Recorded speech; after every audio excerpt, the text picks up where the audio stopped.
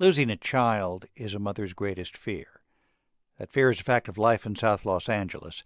Gloria Hillard reports on a group of mothers who've lost children to gang violence and who use their grief to make a difference.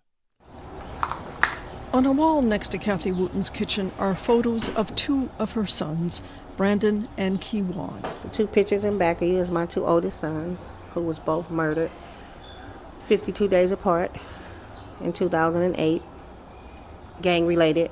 They are poster size, bigger than life. My oldest son was one of those people that brought everybody in a stray dog home. I tried everything in my power to deter them, to keep them busy, to keep them in church. But the gangs here in South Los Angeles were here before her sons were born, and their pull is strong. A lot of people wonder, like, Kathy, why is you still there? Because I still have young adult children. Memories bind you to a place, she says, the good and the bad. And I don't know, it's a piece of me still here because the work that I do is in memory and in honor of my sons. Wooten is a gang intervention worker, and she started a grief and support group for families of violence. I done seen it all. How many moms like you in this? In this neighborhood, give or take, probably over 100. Mm-hmm. Kathy's family was my first foray into a mother and gang violence and losing her children. It was 2008, and Arvis Jones was working as a grief and trauma counselor. And wouldn't you know what had happened to me later in this same year, it happened to Kathy. Jones' son was shot and killed by a gang member. It was a case of mistaken identity. It was a young person that killed him.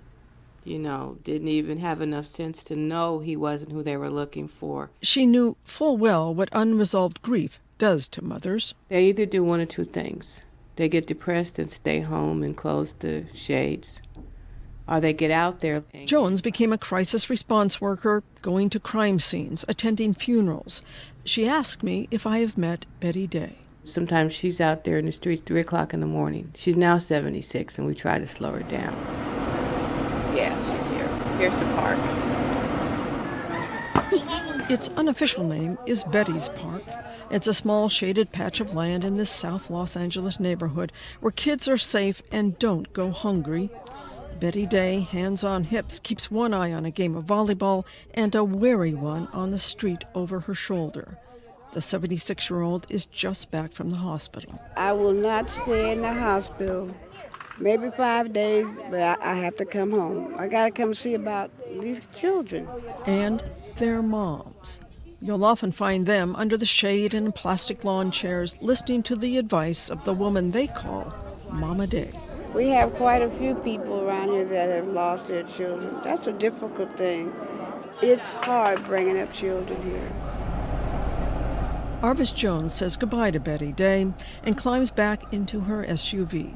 The temperatures are nearing triple digits and the air conditioner is blasting. She has one more stop. A young mother she has been helping since losing her 3-year-old son in an accident. It's the anniversary of his death. So you went to the cemetery? Every Thursday, just to put on flowers, because they throw them out on Thursdays, the flowers. Amalia Reyes tells Jones that another mother needs help, that her son was found dead in his car. It's an ever-expanding circle of mothers here. Yeah, I'm going to send you Kathy's info and make sure you call her. Okay. Reyes nods and wipes away tears. She's worried about her older son. Jones gets out of the Ford Explorer and hugs her. Yeah, we'll get him some help. A promise made from one mother to another. For NPR News, I'm Gloria Hillard in Los Angeles.